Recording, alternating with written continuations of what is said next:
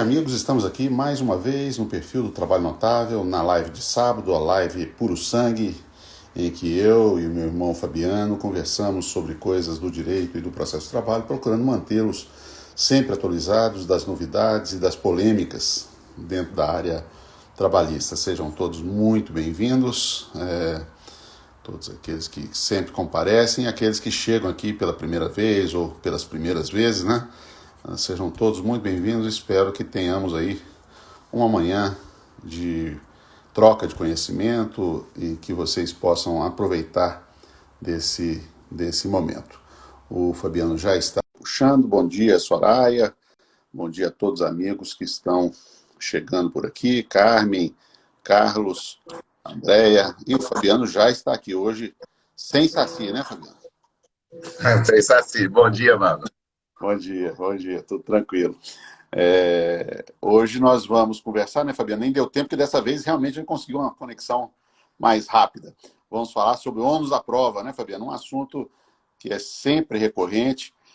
É daqueles assuntos que é de processo, mas é um assunto de processo que interfere, talvez, muito mais que a maior parte dos assuntos de processo na no próprio reconhecimento do direito, não é? Porque não adianta nada a pessoa ter um direito muito bom, né?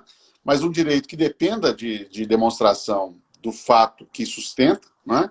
E esse fato não ser bem revelado, não ser bem demonstrado, né?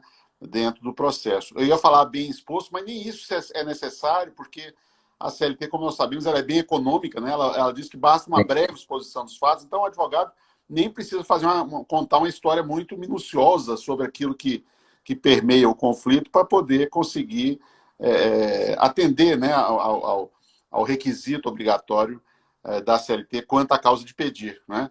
Mas, mesmo que ele faça uma descrição mais sucinta, como a CLT permite, né, nós teremos a dificuldade aí realmente, poderemos ter a dificuldade realmente na demonstração desse fato.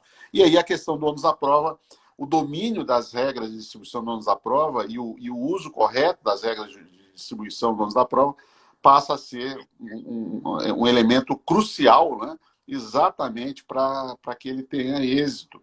E aquilo que aconteceu na realidade concreta, e aqui, claro que não estou me referindo especialmente ao trabalhador, isso vale para o trabalhador, vale para o empregador, né? Tende a se refletir no processo, né? Se eu consigo reconstituir aquilo que aconteceu na vida real, evidentemente que há uma chance muito grande dessa decisão judicial chegar a um ponto de justiça ideal, porque a justiça ideal precisa exatamente desse substrato fático muito bem posicionado. Exatamente, né? Os americanos usam uma expressão, né? Que até no livro nosso de audiência a gente faz uma menção à obra do Michele Tarufo, que ele faz menção a isso dos contadores de histórias, né? Que são os personagens no processo judicial que, de alguma forma, né, vão trazer ao juiz versões acerca dos fatos, né, que permitem uma entrega da prestação jurisdicional mais exata, né? No processo do trabalho, a questão do depoimento pessoal, em especial a prova testemunhal, tem uma relevância muito grande, mas não só, né? Porque para a gente chegar aqui a uma boa visão de quem é o ônus da prova, a gente vai ter que analisar as argumentações que as partes apresentam, a prova documental, e como você bem disse, né, mano, por mais simples que seja o processo do trabalho, né, o ônus da prova é um tema que ele tem uma interação muito forte com o direito material, e um dos pontos principais, cruciais, eu diria, para que o advogado tenha uma atuação mais eficiente no processo trabalhista, é justamente conhecer, primeiro, a base, né, das regras de distribuição, das regras que permitem a inversão do ônus da prova, né, que seria uma relativização das regras de de distribuição, e quando a gente fala em regras de distribuição, não podemos desprezar a carga dinâmica do ônus da prova, né, que é um tema muito importante, muito caro ao processo do trabalho, né, e saber um pouco também sobre a casuística do ônus da prova, né, porque acaba que, como eu postei aqui na divulgação da live, o advogado que não conhece as regras de ônus da prova e se aventura no processo trabalhista, ele estará participando de uma verdadeira roleta russa, né? Haja vista que todo ato que ele praticar pode ser um ato que realmente seja salvador para o seu cliente, mas pode ser um ato fatal também pelo desconhecimento técnico acerca desse assunto. E por isso a gente traz aqui para essa live do sábado, eu tenho certeza que vai ser um conteúdo bem interessante, e a gente aproveita aqui para dar o spoiler, né, que essa live sobre distribuição do ônus da prova é o gatilho, né, a primeira live que a gente faz conectada com o próximo evento da comunidade notável de prática trabalhista. O pessoal já pode botar aí na agenda. Vai ser de 14 a 16 de setembro. Vai ser um curso sobre provas no processo do trabalho, né? Então estaremos eu, Antônio Berto, Rafael Lara, Carolina Tupinambá e Luciano Martinez, trazendo diversos temas relevantes sobre a prática da produção de provas no processo do trabalho, e esse tema do ônus da prova é um dos temas essenciais nesse contexto, para o advogado saber conduzir bem o interesse do seu cliente. E assim sendo, acho que a gente pode começar, Antônio Berto, falando um pouco sobre as regras de distribuição clássica, de distribuição estática do ônus da prova. Exatamente. É importante dizer, né, Fabiano, que eu sei que isso não é consenso na doutrina, mas particularmente eu entendo que a partir da chegada do novo CPC, porque, na verdade, a alteração feita no 818, ela foi uma alteração talvez supérflua, porque a doutrina e a jurisprudência já vinham acolhendo com toda tranquilidade, né, a incidência da regra do antigo artigo 333, no CPC revogado, e da nova redação, né, trazida pelo artigo 373 do CPC. E por que eu estou dizendo isso? Porque há ainda na doutrina quem sustente que a regra da CLT era uma regra sábia, era uma regra interessante, mas era uma regra que gerava uma enorme insegurança, né? Lembremos que ela tinha lá, na esteira do que também havia no processo penal, na época, na década de 40, né? Era no sentido de que as alegações, ou melhor, o ônus da prova seria daquele que alega. O problema é que as alegações elas são sucessivamente contrastadas.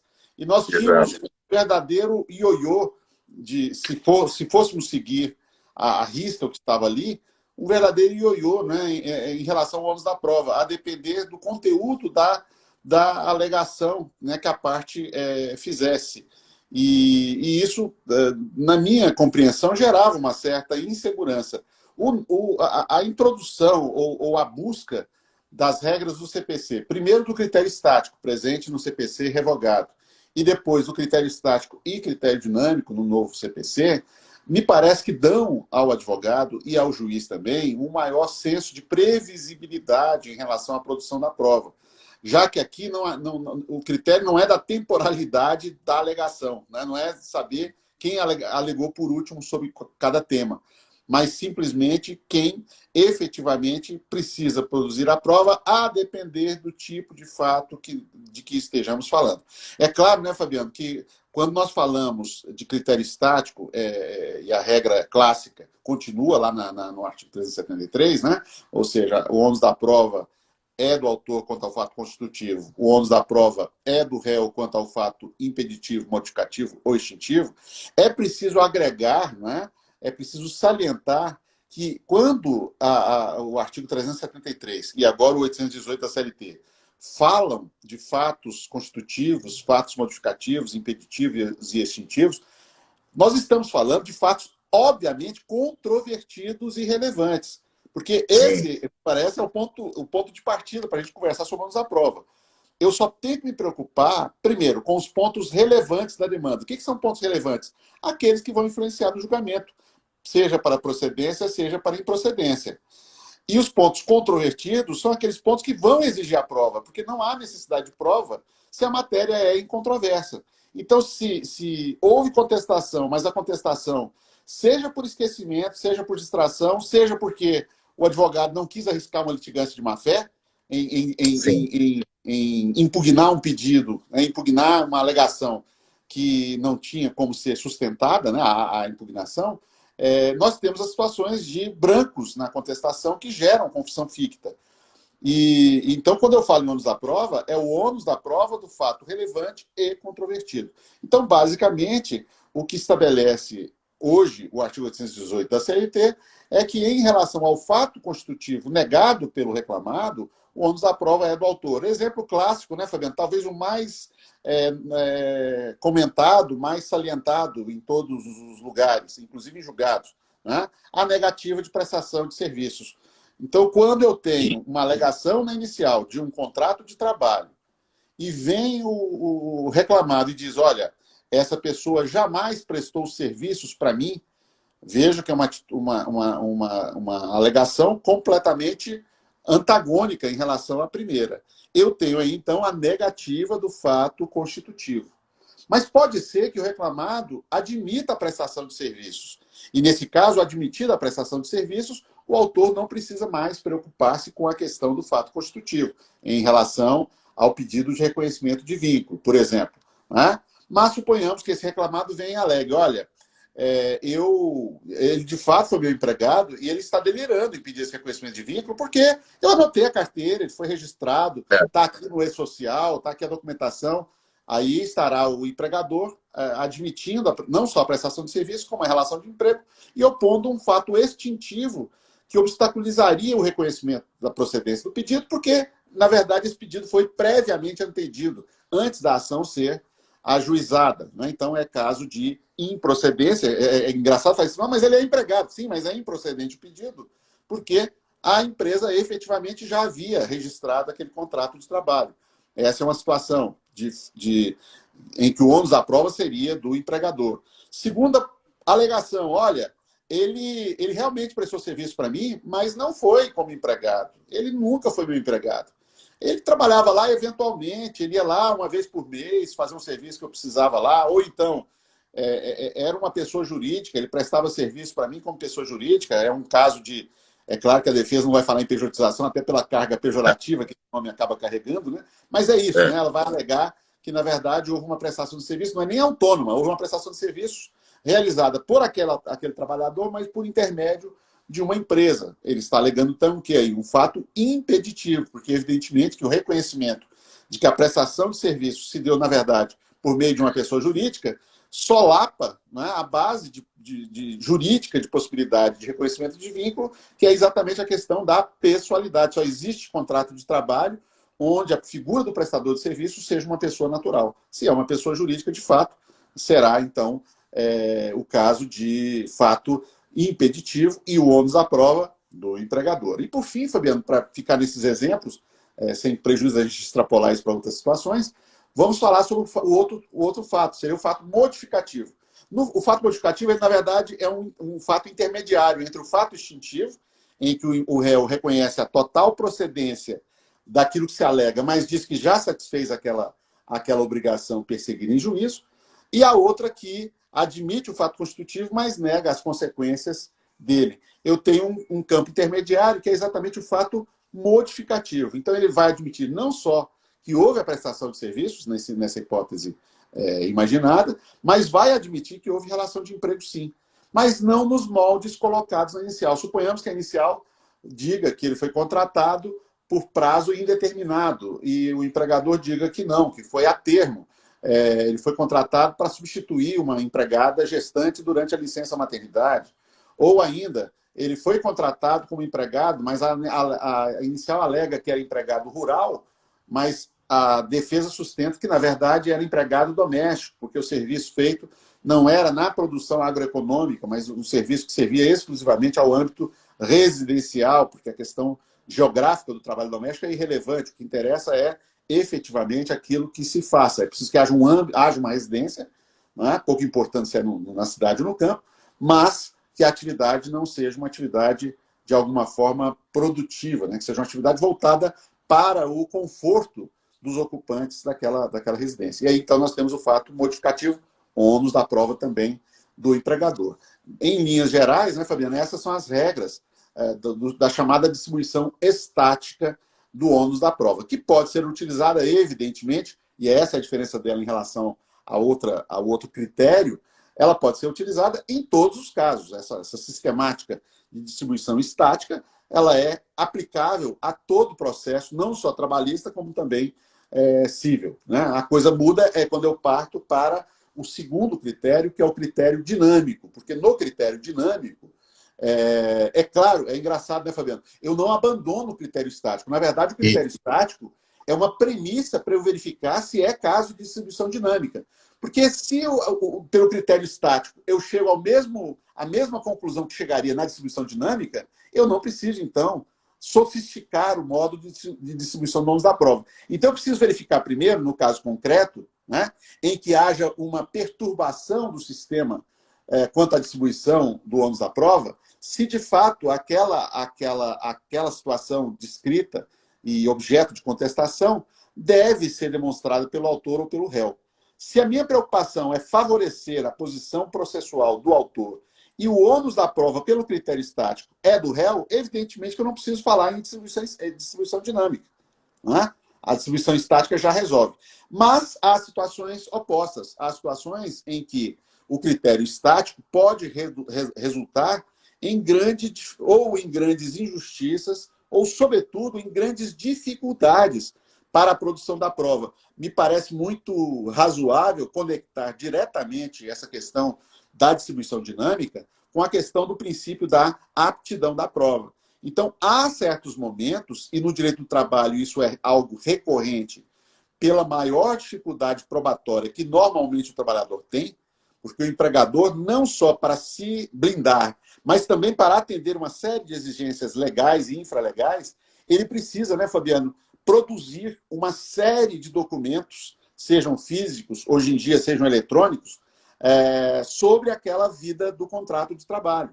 Então, é natural que o empregador, em geral, tenha mais facilidade. Então, sempre que se perceber essa desigualdade resultante da distribuição estática do ônus da prova, que ele vai resultar numa quase impossibilidade, quando não impossibilidade mesmo, de produção da prova, o juiz tem a seu dispor a possibilidade de, em decisão fundamentada, né, estabelecer a inversão daquele ônus, né, em relação ao critério estático. Claro que, nesse caso, sempre propiciando que aquele que seja onerado e que não teria esse ônus normalmente, tenha a possibilidade de se desvencilhar do ônus da prova. É por isso, né, Fabiana, e aí eu já te devolvo a palavra, é que são absurdas duas situações que a gente vê com alguma frequência. Situação A, o juiz que resolve inverter o ônus da prova na hora da instrução, mas sem propiciar que a parte onerada tenha a possibilidade de produzir aquela prova. Se ele o faz assim, ele deve adiar a audiência se a parte não estiver em condições, naquele momento, de se desincumbir do ônus da prova. E a segunda questão é pior ainda, é mais dramática, eu diria, porque essa não tem como ser contornada, que é a inversão do ônus da prova na própria decisão. Ou seja, aí a surpresa é total, porque eu já teria encerrado a fase instrutória, quando vem, então, o juiz e decide que essa questão deveria contar com um tratamento diferenciado e que, então, o ônus da prova aqui seria da outra parte e não pelo critério estático. E isso, é claro, como eu disse, gera uma situação de difícil contorno, a não ser, obviamente, pela impugnação recursal. Né? Exatamente porque, nesse caso, eu tenho duas questões. Eu tenho uma violação expressa ao que está na CLT, que estabelece que a inversão do ônus da prova deva se dar antes de iniciar a audiência de instrução. E, em segundo lugar, desafia também aquele princípio geral do novo CPC, que é o princípio da vedação da surpresa processual.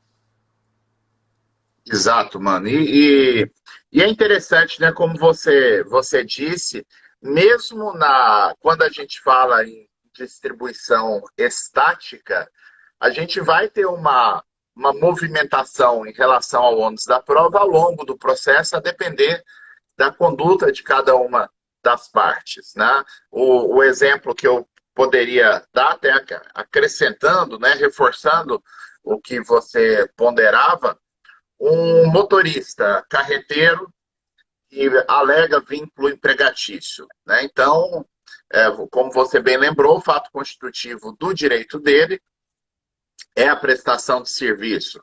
Mas o empregador, o suposto empregador, né, vem, admite a prestação de serviço, alega que se tratava de um contrato de transporte autônomo de carga e apresenta toda a documentação pertinente a esse contrato, né? Tinha um contrato formal, tinha emissão de notas fiscais para o recebimento da prestação de serviço, uma situação que, aparentemente, o contrato estaria mesmo enquadrado lá na Lei 11.442. Então, a partir desse momento em que a empresa não só alega, mas faz a prova dos requisitos formais pertinentes a tal relação de trabalho não empregatícia, o trabalhador passa a deter o ônus, né, de fazer a prova de que aquela documentação trata-se, na realidade, de uma fraude trabalhista, né? Então, nesse sentido, a gente vai ter a mudança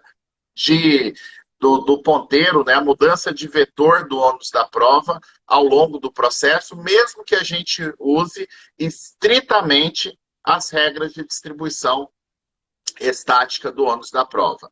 Agora, em relação ao princípio da aptidão probatória, é um tema extremamente relevante no processo do trabalho, porque permite a adaptação do procedimento à realidade fática da relação jurídica de direito material vivenciada pelas partes. Então, tem uma pergunta aqui da Rosana: em qual momento o ônus da prova é fixado? Na audiência ou em sentença? A gente ainda não tem uma prática, né, Antônio Berta, entre os trabalhistas, uma prática de fixação do ônus da prova nos moldes lá do Código de Processo Civil. O que a gente tem percebido, e isso não implica em nulidade do procedimento, a única exigência formal que o juiz teria que observar é que, se for adotar algum critério de inversão do ônus da prova, aí sim, em audiência, o juiz vai ter que se pronunciar sobre o assunto, vai ter que dar uma decisão fundamentada. Eu digo em audiência, mas pode ser até depois da réplica, né, apresentada pelo reclamante, né? Eu falo em audiência que normalmente é esse momento que o juiz vai fazer a conferência do processo e, com isso, ele vai se pronunciar sobre o assunto. Então, mas hoje, com o rito alternativo emergencial, que ainda está sendo adotado em muitos lugares, perfeito, acaba que a gente tem adotado, eu faço isso direto, o famoso despacho saneador lá do processo civil. E é nessa hora que ele pode verificar exatamente a existência de alguma circunstância que vai exigir essa distribuição dinâmica. Perfeito. E necessariamente o juiz vai ter que despachar mediante uma decisão fundamentada, explicitando o motivo pelo qual está invertendo o ônus da prova. E o princípio da aptidão aparece aqui muito presente nessas circunstâncias. A falta desse despacho invertendo o ônus da prova pode configurar uma nulidade processual por cerceamento do direito de defesa e violação até do contraditório. A gente pode falar também em afronta ao devido processo legal, porque se o juiz faz a inversão do ônus da prova somente na sentença, ele acabou provocando uma situação aqui de violação ao dever de não surpresa, né? Porque as partes, os advogados, que são obrigados a conhecer as regras de distribuição do ônus da prova, elas não podem ser surpreendidas com a inversão do ônus da prova feita apenas na sentença. E com isso, você pode abrir uma preliminar de nulidade, sustentando que se soubesse que o ônus da prova teria passado para o seu cliente, a produção de provas teria sido diferente. Tanto que a CLT, no artigo 818, traz uma regra que não está lá no CPC, dizendo que, diante da inversão do ônus da prova ocorrida em audiência, o juiz poderá adiar a continuidade da audiência se aquela inversão implicar em prejuízo processual. Né? Se a parte que passou a deter o ônus de prova alegar ali perante o magistrado que ela não estava pronta para fazer a prova, que ela não levou todos os elementos probatórios apostando que o ônus não era dela, e nesse sentido a nulidade pode ser arguída. Apenas com uma ressalva importante que a gente faz tanto no nosso livro de reforma trabalhista quanto no nosso livro de audiências trabalhistas, né? Que são os dois livros que a gente produziu com o Quarteto Trabalhista. Tá? A gente sustenta a ideia que se a inversão for amparada por um verbete de jurisprudência do TST, ou seja, por uma súmula ou por uma orientação jurisprudencial do TST, não haveria necessidade peremptória do despacho prévio de inversão do ônus da prova. Vou dar o exemplo típico aqui, questão pertinente aos cartões de ponto lá da súmula 338. Apesar que com a ressalva que eu vou fazer aqui, que eu, data vênia, eu discordo de uma passagem dessa súmula 338, muito respeitosamente aos ministros que a redigiram. Mas o TST, por aplicação do princípio da aptidão, ele vem dizendo que se a empresa tiver mais de 10 empregados, né, que seria mais de 20 agora pela lei da liberdade econômica, que mudou o artigo 74 da CLT, a empresa que tiver mais de 20 empregados, como ela é obrigada a ter o cartão de ponto, será dela o ônus de prova de demonstrar a jornada executada pelo trabalhador. Aqui é aptidão porque se a empresa tem o dever legal de ter guarda desses documentos, é muito mais fácil, muito mais razoável exigir que a empresa prove o fato com os documentos que a lei exige que a empresa possua, do que exigir que o trabalhador faça a demonstração, apesar que aí é uma questão de relativização, sim, da regra estática, porque a prestação de serviço extraordinário seria o fato constitutivo do direito do autor. Então, o ônus da prova é do empregador no que diz respeito à jornada de trabalho. E esse ônus da prova será satisfeito, inicialmente, mediante a juntada dos cartões de ponto. Então, se forem juntados os cartões de ponto pela empresa, a gente volta à questão da dinâmica, né, de mudar o vetor. A empresa, então, ela cumpriu com seu encargo probatório, juntou os cartões de ponto, passa a ser do reclamante o ônus de prova para demonstrar que ele prestou serviço além dos horários registrados no cartão de ponto. Mas aí vem a súmula 338 e diz que se os cartões tiverem registros uniformes, né, os chamados registros britânicos, né, todo dia a pessoa entrava e saía exatamente na mesma hora e minuto, né? Entrava 8 em ponto, saía 18 em ponto, tirava intervalo de almoço entre as 12 e 14 horas. Então, se for uma situação dessa, presume-se que esses documentos são inválidos como prova e, por isso, a empresa continua com o ônus. Só que aí o TST fala na súmula 338 que se o registro de ponto for britânico, haverá uma inversão do ônus da prova. E o empregador deverá fazer prova da jornada. Eu, particularmente, entendo que isso não é propriamente uma inversão. O que está a se dizer aqui é que o ônus da prova era da empresa e que ela não cumpriu o ônus por juntar um documento que não é válido. um documento com registros uniformes que mantém o ônus da prova com a empresa, mas lá está a palavrinha mágica, inversão, e isso pode gerar discussão. Se o juiz não fez, então, o despacho, invertendo o ônus da prova lá em audiência, haverá a nulidade. Eu, particularmente, entendo que não haverá nulidade, porque desde 2003, há 18 anos atrás, o TST fixou em verbete jurisprudencial que o registro britânico de horário não é válido, ele torna inválido o cartão de ponto. Então, não tem como hoje, em 2021, qualquer advogado ou qualquer litigante, qualquer empresa, se dizer surpreendido com a sentença que declarou a invalidade dos cartões de ponto e disse que o ônus da prova era da empresa. Tá? Então, para mim, esse tipo de situação, como ocorre também lá com o Vale Transporte.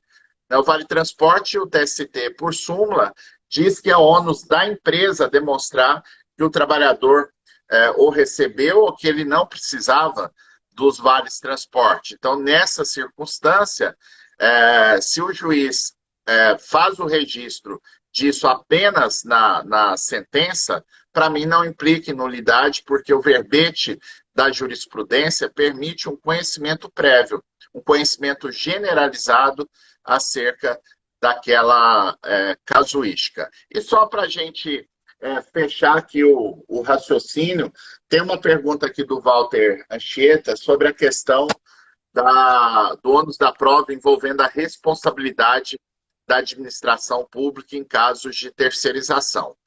Essa matéria está pendente no Supremo Tribunal Federal, é o tema 1118 da tabela de repercussão geral, que foi aberto pelo ministro Luiz Fux, na condição de presidente. Ele submeteu ao plenário o reconhecimento da repercussão geral desse assunto, que é um desdobramento lá do tema 246, em que admite-se a responsabilidade desde que seja demonstrado que a administração pública agiu com culpa, né, e que essa culpa tenha contribuído para a lesão ao trabalhador, né, para o descumprimento das obrigações trabalhistas devidas a esse trabalhador terceirizado.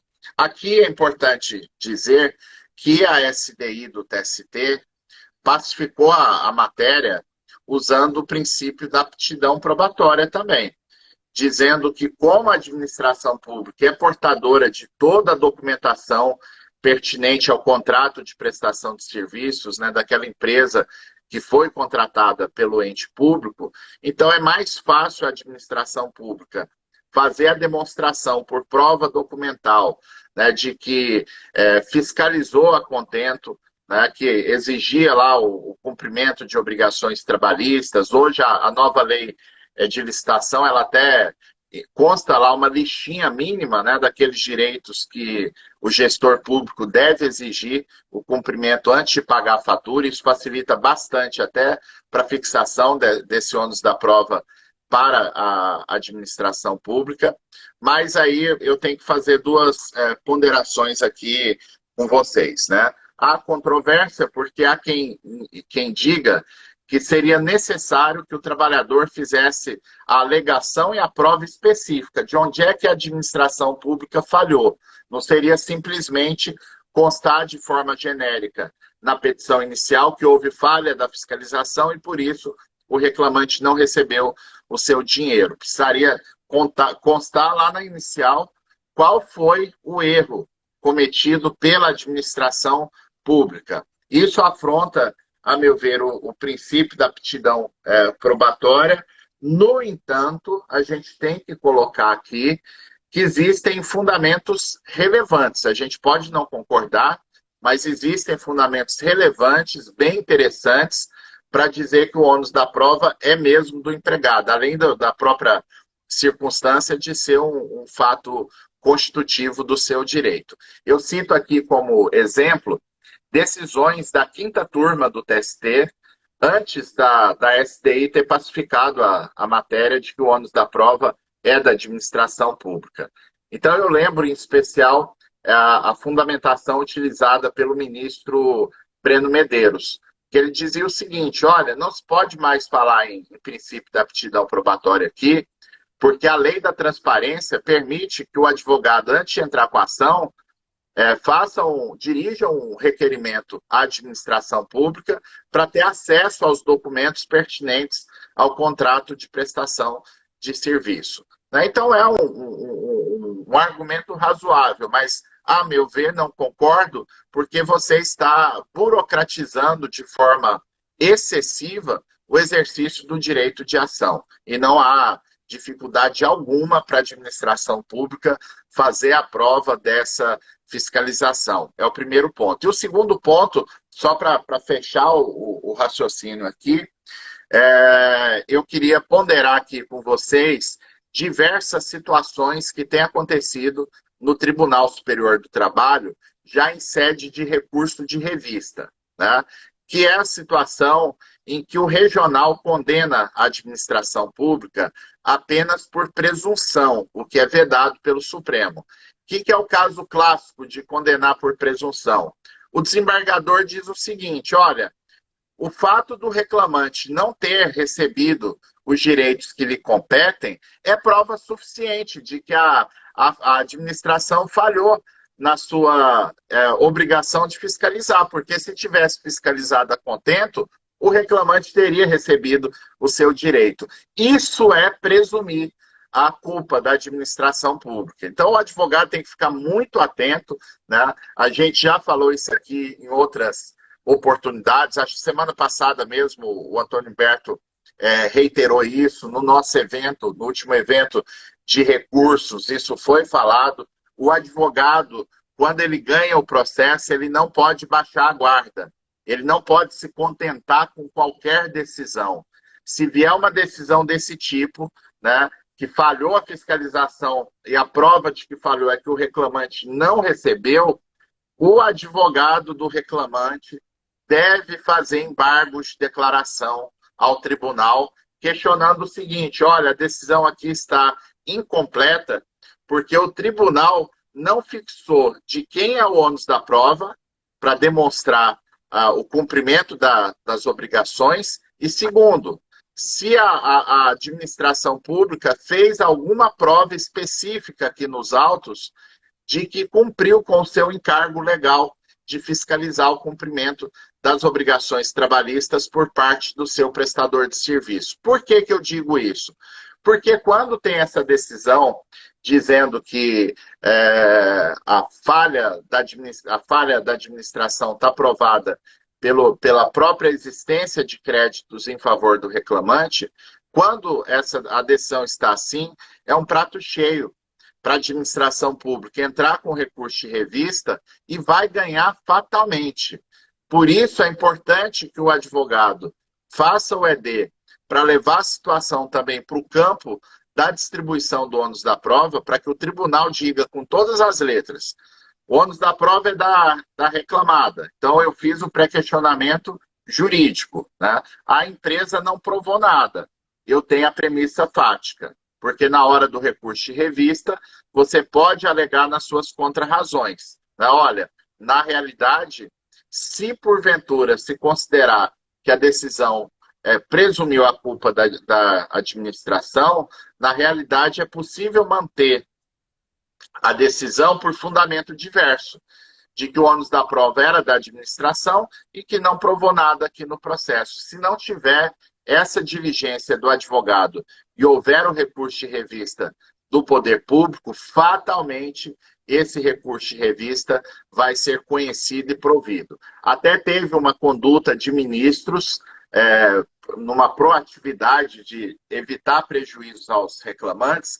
A segunda e a sexta turma do TST começaram um movimento de que nessas situações a turma poderia, no recurso de revista, decretar de ofício o retorno dos autos ao regional para que fosse estabelecido o ônus da prova e se houve a prova concreta.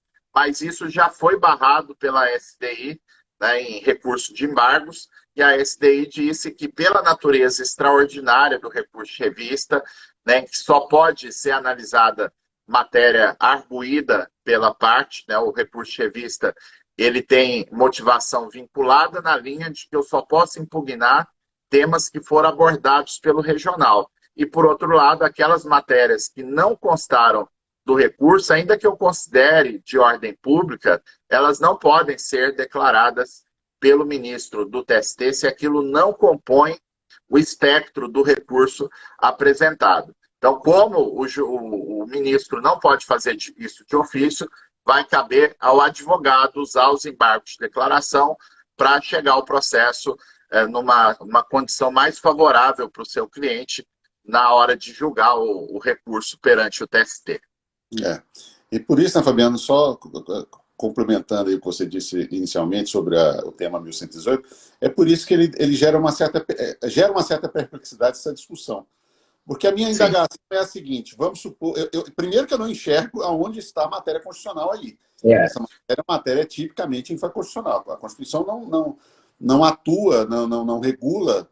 Ela diz que a parte tem o direito à prova, mas ela não estabelece como essa prova deve ser produzida, a não ser na questão da proibição de meios ilícitos, e muito menos fala sobre o ônus da prova.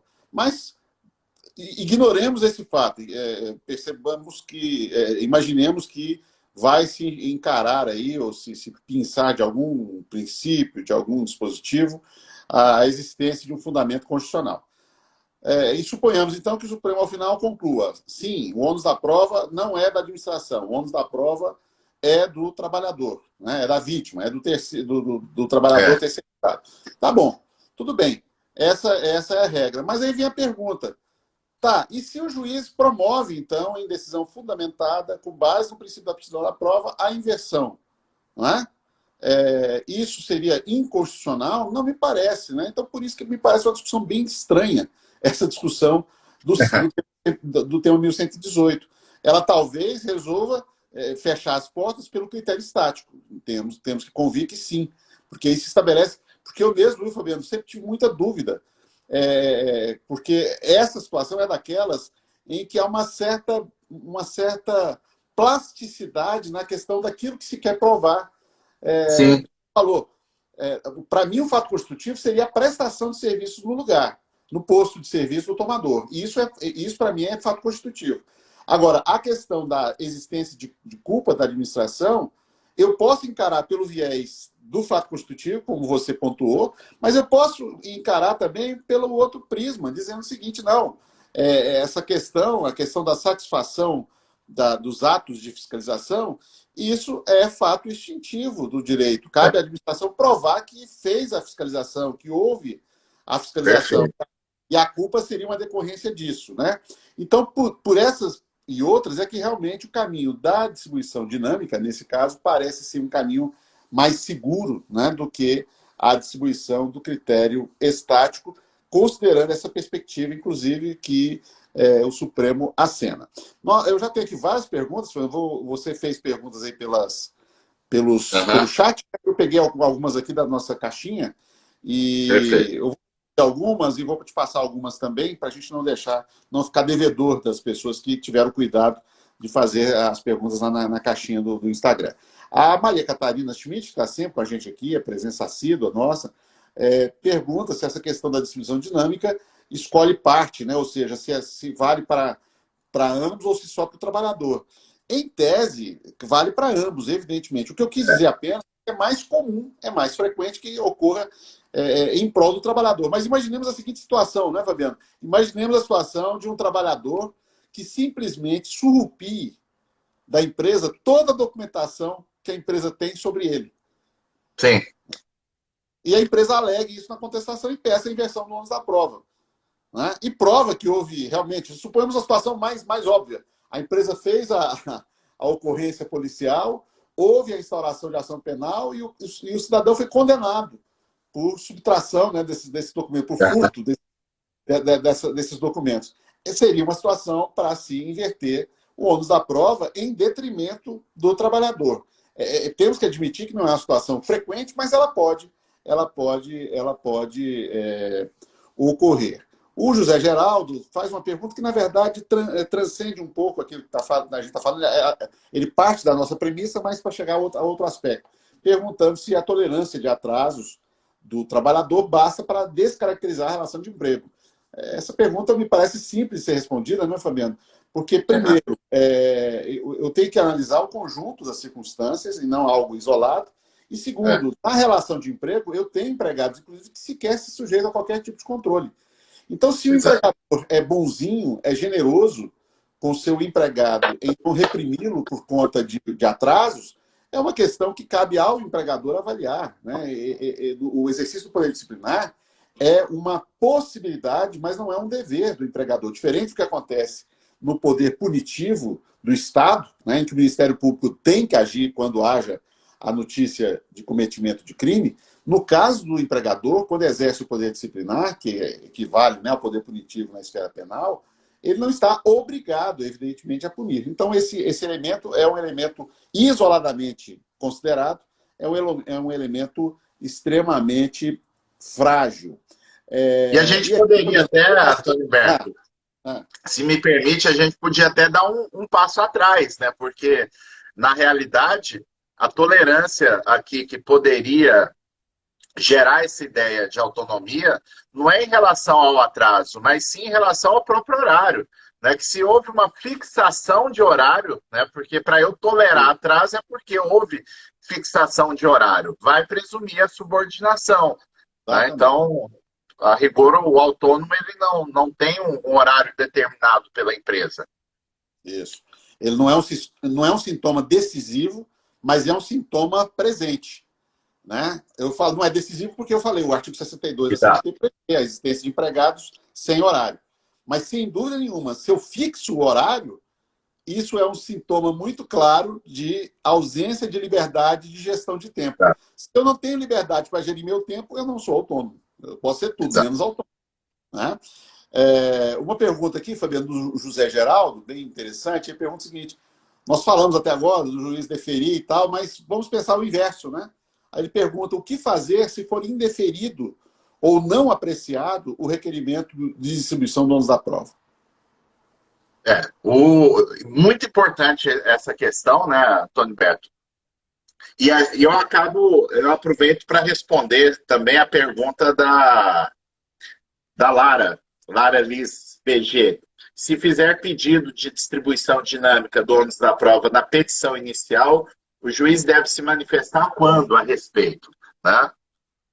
Então, antes de responder a pergunta, eu quero fazer uma ponderação, tá, Antônio Berto? Há uns meses atrás, inclusive, a gente fez uma análise de uma petição inicial. Num dos eventos aí da comunidade, a gente tem um bônus lá na comunidade, que uma vez por mês eu pego uma petição do aluno, convida a galera para o Zoom, aí a gente faz uma análise ali daquela petição que poderia ser melhorado ou mesmo passar para os colegas, né, uma boa prática que aquele advogado adota na sua petição. Então, numa dessas aí, a colega veio lá com uma petição inicial com umas 8 páginas discorrendo sobre o pedido de inversão do ônus da prova. Aí eu perguntei para ela, falei, escuta, todo o processo, você coloca esse texto padrão aqui na petição inicial? Ela, eu coloco, professor. Ah, tá. Então agora você atiçou minha curiosidade. Alguma vez algum juiz deferiu isso aqui para ti, né? Que é aquela argumentação com base no acesso à justiça, aí por suficiência, que o ônus da prova sempre deve ser do empregador, né? E a resposta da colega foi óbvia, né? Não, professor, você acredita que nunca foi deferido? Né? Eu falei, eu acredito e nunca vai ser, porque na realidade, esse pedido de inversão do ônus da prova, ele deve ser feito de forma estratégica. O advogado que faz em toda a petição inicial de constar esse pedido, isso não funciona. Você tem que ser específico, você tem que ser cirúrgico. Olha, não é porque o reclamante é hipossuficiente. Isso não vai funcionar porque o juiz está obrigado a guardar a isonomia entre as partes, a guardar as regras de ônus da prova, a paridade de armas, o contraditório, a ampla defesa.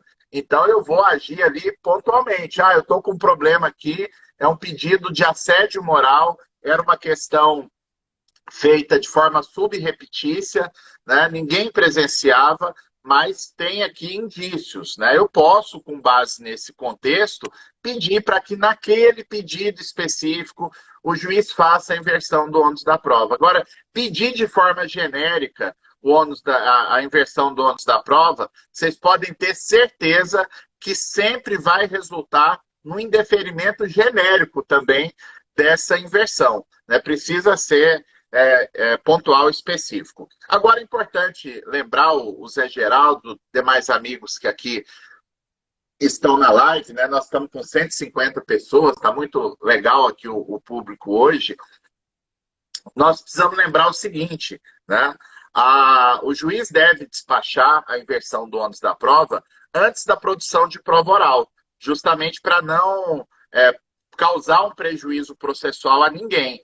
E por isso, chegou lá no começo da audiência, o juiz não deu acordo, o juiz vai iniciar a produção de prova oral, você levanta a mão pela ordem e requer que o juiz analise naquele momento o pedido de inversão do ônus da prova. Se o juiz indeferir, registre os seus protestos, porque é o que vai lhe valer no tribunal para você poder arguir a nulidade ou a reversão dessa situação, né? Porque seria até questionável, né, Antônio Berto? Acho que daria uma live só sobre isso, qual o efeito da alegação no tribunal de que o juiz indeferiu de forma equivocada, né, a inversão do ônus da prova, né? Porque já foi, a produção de prova ali já passou, né? Se fizer a inversão do ônus da prova, eu alegar o pedido de inversão no tribunal, a rigor não vai redundar em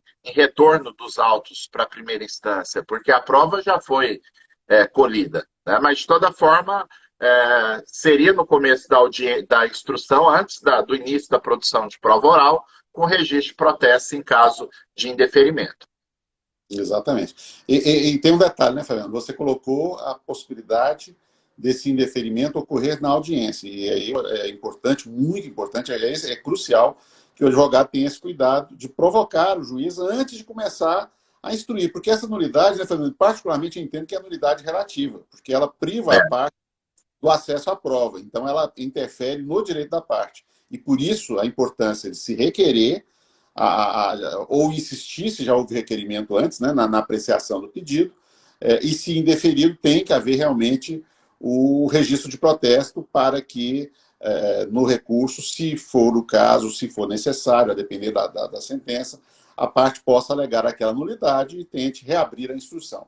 Agora, tem outra possibilidade ainda, Fabiano. Exatamente daquilo que eu pontuei mais cedo, pode ser que o juiz, ao contrário, aprecie antecipadamente essa questão e indefira essa inversão do uso da prova. E aí o advogado precisa lembrar sempre que a regra do artigo 795 é de que o protesto não tem que ser lavrado necessariamente em audiência. Tem que ser registrado na primeira chance que tiver para fazer os autos. Então, imagine o seguinte, que o juiz abra um prazo para manifestação sobre qualquer questão. Por exemplo, quesitos para a perícia, ou para que a parte tem testemunhas para intimar, ou a própria réplica, enfim. Nessas situações, é preciso lembrar que a sua primeira chance será aquela em que você vai se manifestar pela primeira vez.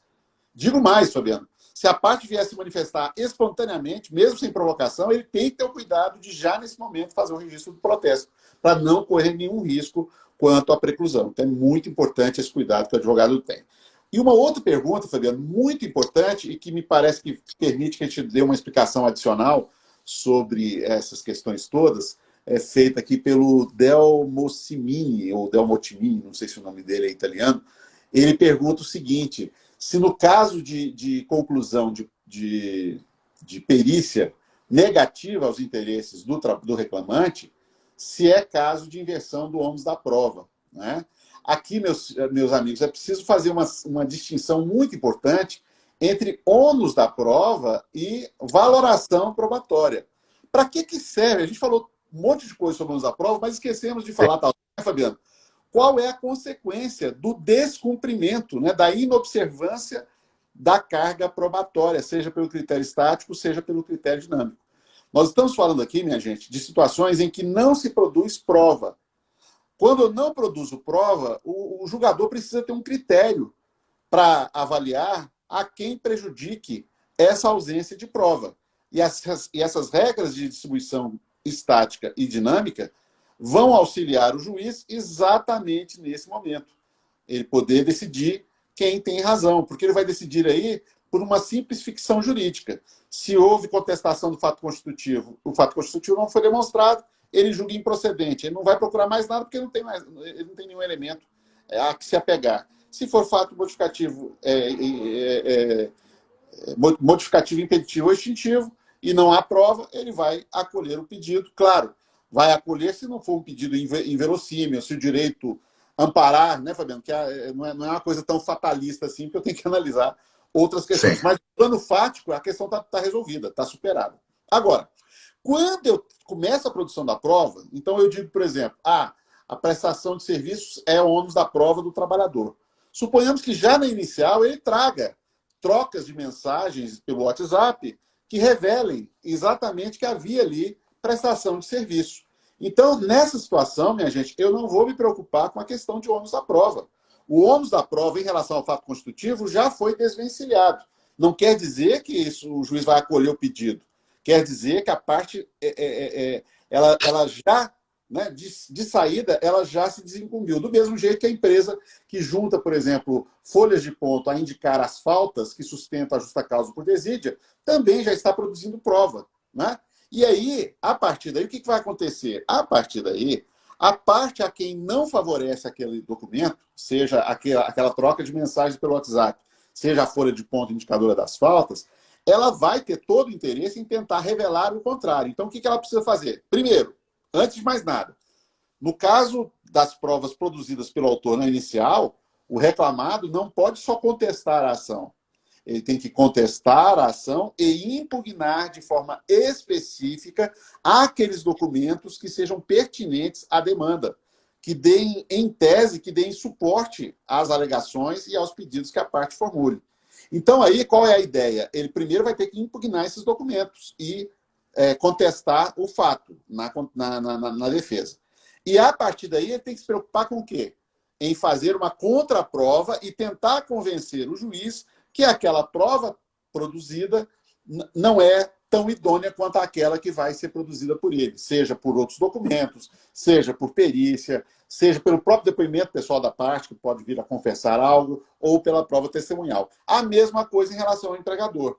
Quando o empregador contesta, por exemplo, alegando uma justa causa, e traz as provas das folhas de ponto indicativas das faltas recorrentes do trabalhador, o que precisa fazer o reclamante? Ele precisa impugnar os documentos, não necessariamente as alegações, porque, diferentemente do que acontece com a petição inicial, não há regra legal a prever confissão ficta pela ausência de impugnação das alegações constantes da defesa, né? Mas eu preciso impugnar os documentos. Impugnando os documentos, por que eu impugno os documentos? Para tornar o fato controvertido. E aí eu tenho que me preocupar com a contraprova.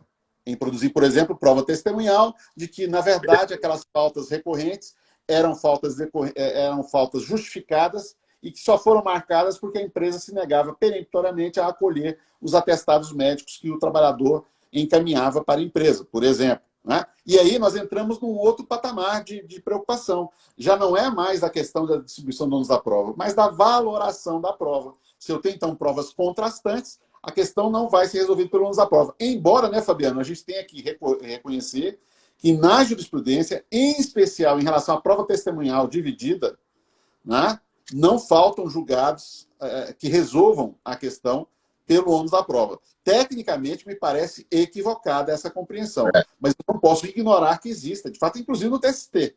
Né? Inclusive no TST. A indicação de que se o juiz especulou de tudo quanto é forma, eventualmente até fez a acariação, perguntou, inquiriu, conectou com outros elementos dos autos e não conseguiu perceber quem está mentindo, né, que essa situação se resolva pelo ônus da prova. Aí sim é uma situação excepcionalíssima em que a jurisprudência admite o uso de novo das regras de distribuição dos ônus da prova, e nesse caso estático, né, Fabiano? Porque nós estamos falando de uma situação de julgamento e não de instrução, e aí resolve, enfim, a questão pela distribuição do critério estático. Então, resumindo a pergunta muito boa, feita pelo nosso assistente, a existência de uma prova, como no caso que ele sugeriu, a prova pericial, não afetará a questão do ônus da prova, a não ser que haja situação realmente prova dividida, segundo aquilo que tem compreendido a jurisprudência. O que eu tenho aqui é a necessidade de contraprova. Então, por exemplo, a prova pericial, eu tenho como contrastar? Claro que tenho. A prova pericial pode ser que você não consiga contestar os aspectos técnicos do laudo. Se o laudo estiver bem feito, bem justificado, bem fundamentado, pode ser que você tenha uma dificuldade enorme de se opor àquilo que o laudo sustenta. Mas o laudo ele vai chegar a essas conclusões tecnicamente impecáveis, se for o caso, a partir de premissas fáticas que são apuradas pelo perito, seja por documentos do processo, seja em entrevistas que ele pode fazer, seja em documentos que ele requisite, e pode ser que nessas premissas fáticas ele fale. Por exemplo, é recorrente, né, Fabiana, a situação em que o perito se vale de informações unilaterais, seja da empresa, seja do trabalhador. E pode ser que aquela informação unilateral não corresponda à verdade.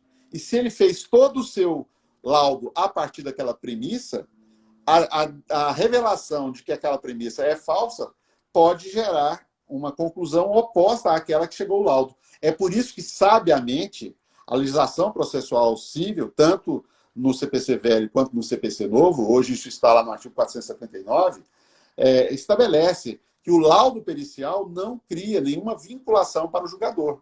Ou seja, ele pode se valer de outros elementos para decidir.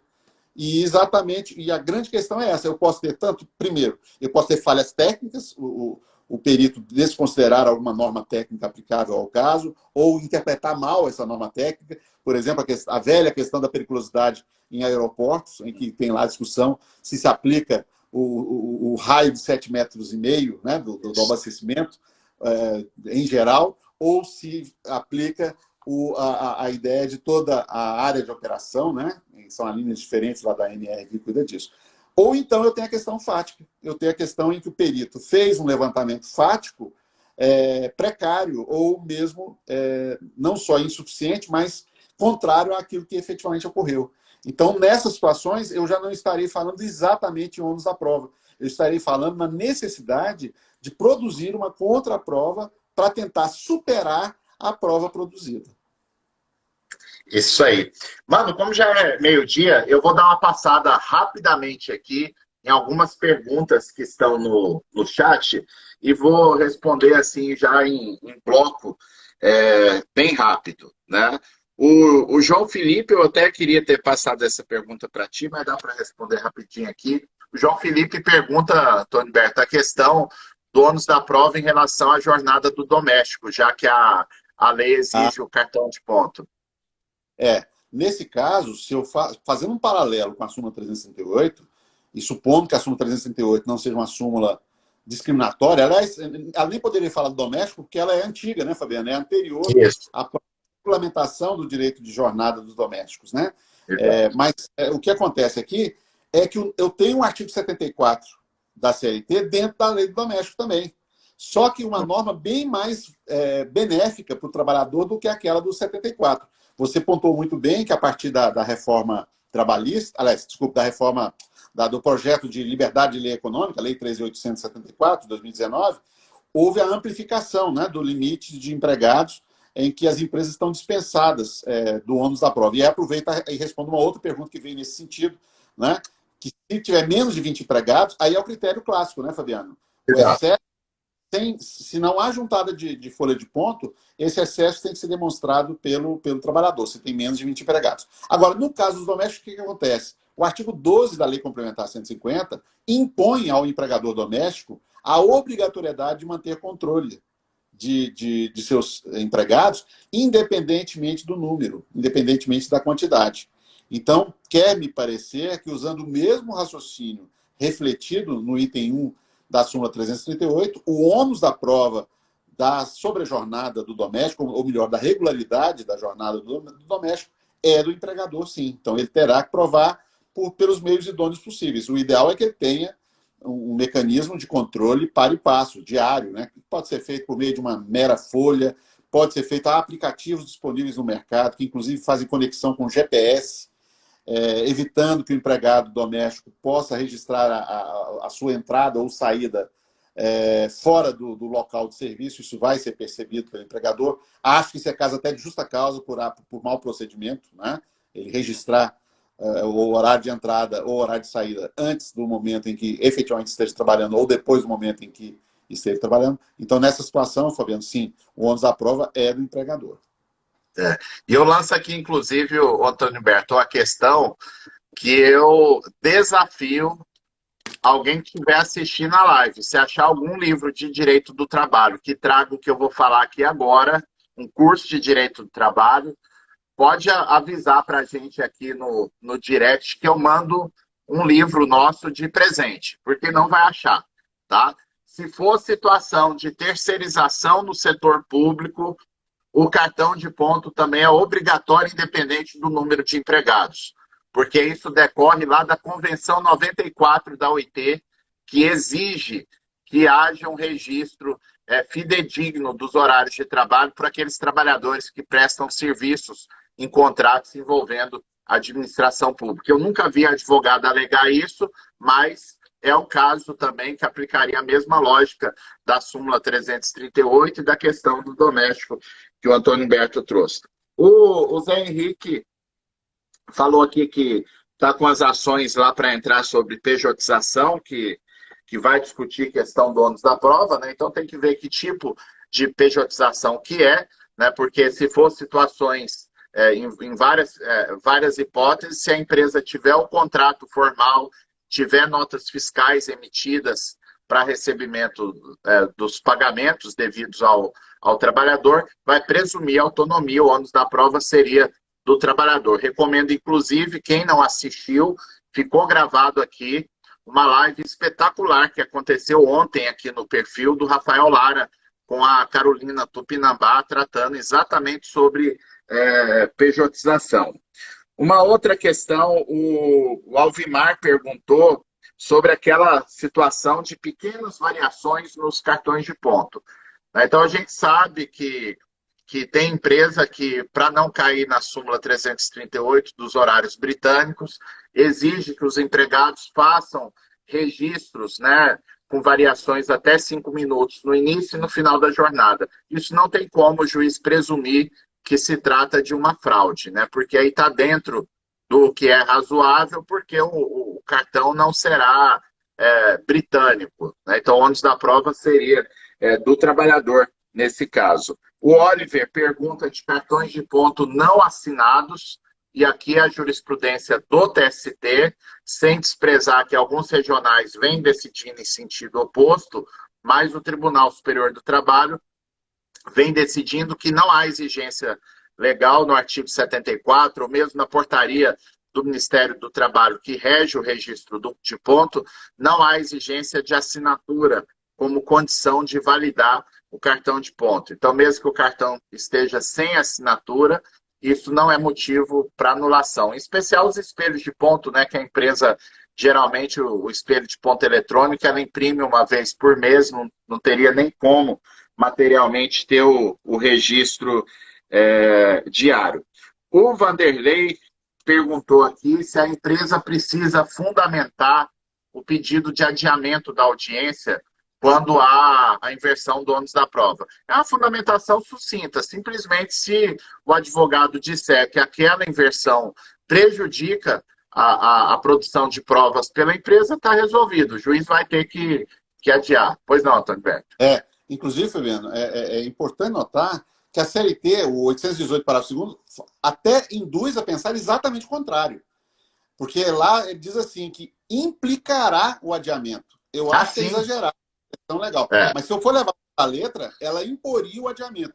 Acho que não é caso, porque não existe utilidade sem ocorrência de prejuízo. O que o juiz deve fazer, no caso de inversão do ônus da prova, é consultar os advogados. Senhores advogados, invertiu o ônus da prova. os senhores estão em... Quer dizer, isso, aliás, não é nenhum dos advogados. O advogado da parte que está sendo onerada, evidentemente. É esse que Isso. preocupa.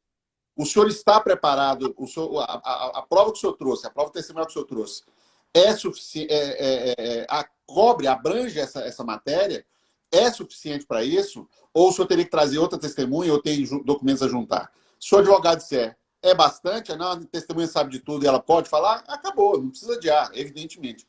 Mas se o advogado disser, e aquela coisa, né, Fabiano? Na dúvida, ultrapasse.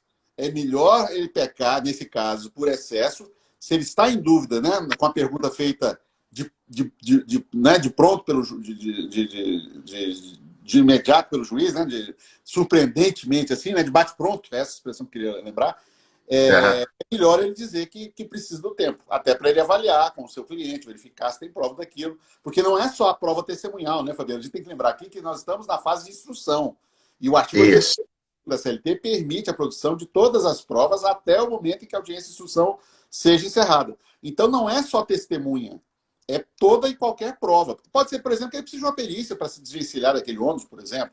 Né? Sim. Então, nessas situações, aí cabe ao advogado, então, responder ao juiz se ele precisa ou não precisa do adiamento. Se ele disser que não precisa, que as testemunhas são suficientes, que sabem de tudo e que já iam falar sobre isso. Aliás, aí aproveito o gancho para uma pergunta que eu não consegui fazer, Fabiano, mas estava na caixinha ali, que a colega perguntou se a parte pode se antecipar e produzir essa prova. Claro que pode. É aquele risco que a gente sempre fala. É preciso lembrar que a prova é do juízo. Mas se a parte quer se antecipar, e mesmo não sendo dela o ônus, ela quer produzir a prova, salvo no sumaríssimo, em que há a possibilidade do juiz indeferir essa prova, por conta exatamente da distribuição, essa prova pode ser bem acolhida e a parte assim se previne contra qualquer problema mais adiante.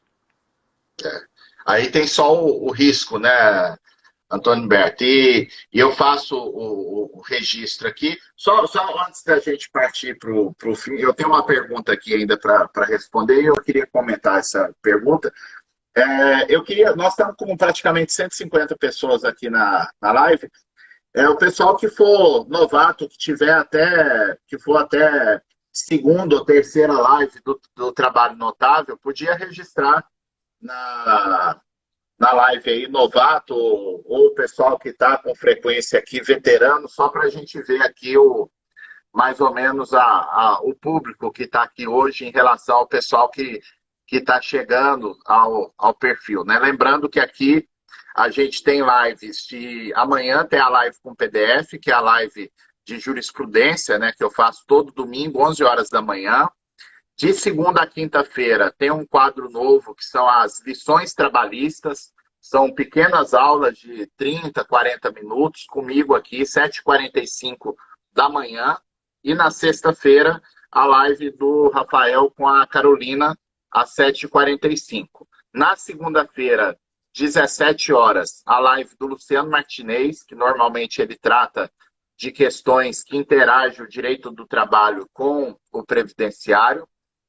E na quinta-feira, a live de execução com o Antônio Humberto aqui no Trabalho Notável. E a partir do sábado que vem, essa live passa a ocorrer mais cedo, tá, pessoal? Vai ser às 8h30 da manhã. Continua o sábado, continua o mesmo perfil de ser uma live em que a gente aborda temas da prática trabalhista, a gente só vai antecipar o horário. E a gente sempre convida também para algumas lives de parceiros, né? Como é o caso do professor José Antônio, lá no Audiência 4.0, que ele faz live toda quarta-feira às 7h30 da noite, é uma live sobre algum tema processual, e às sexta-feira, às 19 horas, uma live de perguntas e respostas. Inclusive, o Zé Antônio vai ter um evento semana que vem, a gente aproveita para convidar, vai ser o evento Petições Trabalhistas de Impacto,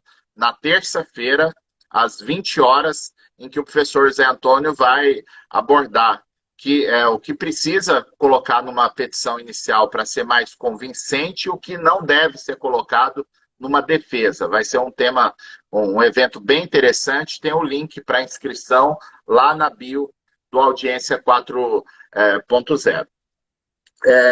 Pois bem, então, Antônio Humberto, tem uma pergunta aqui do Walter Anchieta, se no rito sumaríssimo a gente também faria o fracionamento nesse caso da inversão do ônus da prova. Sim, porque esse fracionamento talvez nem precisasse constar da regra da CLT, né? Porque isso aqui é aplicar o princípio constitucional do contraditório e da ampla defesa, e por isso isso precede até a exigência de um procedimento mais célere, como ocorre lá no rito sumaríssimo. E eu queria comentar, agora me fugiu a cabeça aqui, qual foi a última questão que você respondeu, Antônio Berto? Você fala Tem pior que eu já até me desfiz aqui do papel, Fabiano.